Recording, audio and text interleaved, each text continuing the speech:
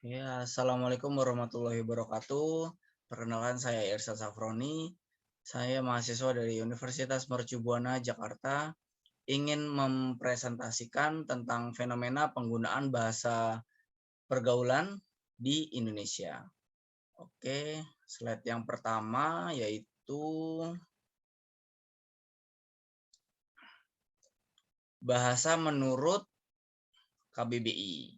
Bahasa menurut Kamus Besar Bahasa Indonesia sendiri adalah suatu sistem lambang bunyi yang arbiter yang digunakan oleh anggota suatu masyarakat untuk bekerja sama, berinteraksi, dan mengidentifikasikan diri. Lalu yang kedua ada dari Widodo, dalam bukunya beliau menjelaskan, menurutnya bahasa adalah suatu sarana perhubungan rohani yang amat penting di dalam kehidupan bersama. Lalu lahirnya bahasa Indonesia.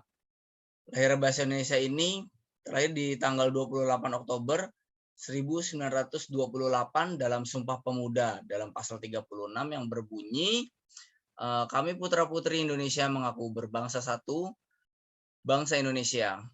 Kami putra-putri Indonesia yang menjunjung bahasa persatuan bahasa Indonesia. Oke, lalu selanjutnya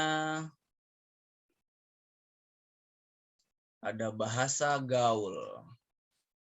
Bahasa gaul sendiri itu menurut KBBI di tahun 2008 halaman 116 menyatakan bahwa bahasa gaul merupakan bahasa Indonesia non-formal yang digunakan oleh komunitas tertentu atau di daerah tertentu untuk pergaulan. Bahasa gaul tidak hanya digunakan oleh para remaja, tetapi juga digunakan oleh para orang-orang dewasa. Nah, di sini menjelaskan bahwa bahasa Indonesia sendiri ini digunakan oleh para remaja itu untuk saling berinteraksi seperti itu. Tapi tidak menentu digunakan oleh para remaja, orang dewasa pun juga menggunakannya. Lalu yang kedua ada dari Sari 2015 di halaman 2 menurut Mulyana, bahasa gaul adalah sejumlah kata atau istilah yang mempunyai arti yang khusus, unik, menyimpang atau bahkan bertentangan dengan arti yang lazim ketika digunakan oleh orang-orang dari subkultur tertentu. Selain bahasa gaul, dahulu masyarakat populer dengan menyebutnya bahasa prokem. Jadi kalau zaman dahulu itu kita tidak mengenal yang namanya bahasa gaul. Tapi orang zaman dahulu itu mengenalnya bahasa yang kita sebut gaul itu adalah bahasa prokem. Seperti itu. Lalu yang ketiga, dalam bukunya Hilaliyah 2010 halaman 2 menurut Pusat Bahasa dan Sastra, bahasa prokem biasa juga disebut sebagai bahasa sandi, yaitu bahasa yang dipakai dan digemari oleh kalangan remaja tertentu. Jadi menurut Pusat Bahasa dan Sastra ini menyatakan bahwa bahasa gaul ini digunakan oleh sekelompok orang dalam sebuah komunitas untuk memberikan seperti merahasiakan komunikasi mereka seperti itu. Jadi mengapa disebut sebagai bahasa sandi? Jadi hanya mereka yang mengerti bahasa tersebut gitu, orang lain tidak. Oke, lanjut. Di slide berikutnya ada faktor yang mempengaruhi bahasa gaul. Bahasa gaul atau alay dapat berkembang karena beberapa faktor seperti media sosial, televisi, dan dapat juga karena faktor lingkungan. Televisi banyak menyajikan program-program yang menampilkan kealayan menggunakan bahasa gaul, dan remaja mengekspresikan bahasa gaul tersebut melalui media sosial. Jadi anak muda zaman sekarang itu kenapa sih bisa menggunakan bahasa gaul atau bahasa alay? Karena mereka melihat atau mencontoh dari media sosial seperti televisi juga, atau juga faktor lingkungan. Kalau untuk faktor sosial, media sosial maksud saya, itu bisa dilihat di Facebook, Twitter, atau Instagram. Lalu untuk televisi yang sudah dijelaskan tadi, banyak sekali program-program yang menayangkan acaranya dengan menggunakan bahasa gaul atau alay. Dan yang terakhir adalah lingkungan. Lingkungan di sini itu bisa jadi seperti ini.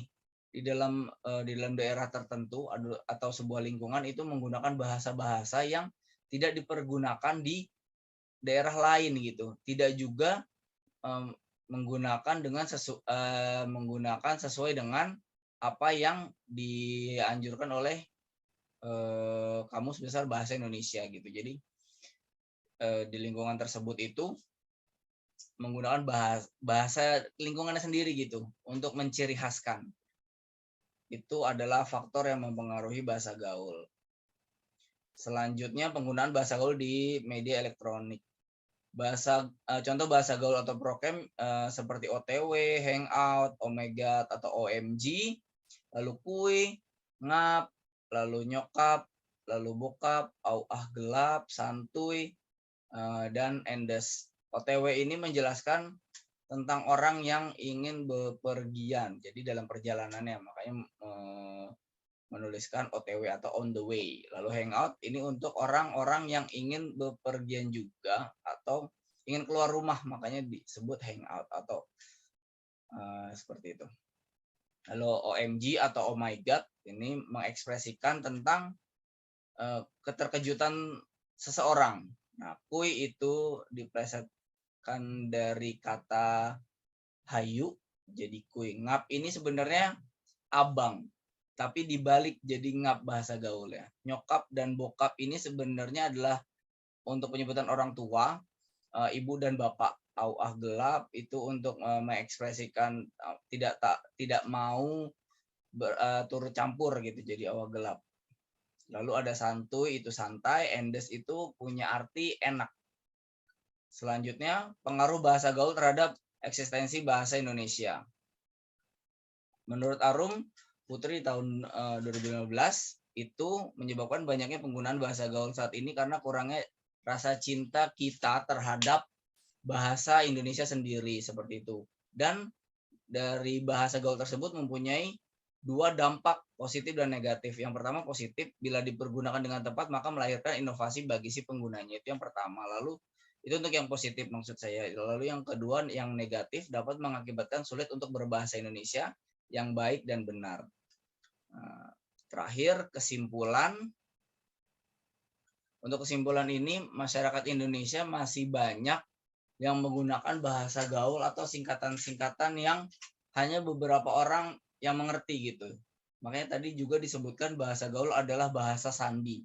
Itu karena bahasa gaul itu tidak semua orang mengerti karena setiap lingkungan, setiap daerah itu hampir rata-rata mempunyai bahasa gaul mereka sendiri. Seperti itu. Lalu untuk saran saya tentang fenomena bahasa pergaulan di Indonesia, sebagai warga Indonesia kita seharusnya melestarikan bahasa yang telah digunakan sejak lama. Dengan menggunakan bahasa Indonesia yang baik dan benar akan menjadi suatu kebanggaan tersendiri. Jadi begini, setiap negara itu mempunyai bahasa mereka masing-masing. Jangan sampai dengan penggunaan bahasa gaul itu dapat menghilangkan kebanggaan kita sebagai warga atau rakyat negara kita Indonesia gitu. Maksud saya seperti itu. Lalu yang kedua, penggunaan bahasa pergaulan diperbolehkan jika ditempatkan pada tempat dan waktu yang tepat agar tidak mempengaruhi generasi lainnya yang belum pantas menggunakan bahasa pergaulan. Jadi penggunaan bahasa Indonesia, bahasa gaul sendiri itu harus sesuai dengan tempat dan waktu yang tepat. Karena jika tidak akan berdampak cukup buruk kepada generasi yang ada di bawah kita. Seperti itu. Lalu ini ada referensi.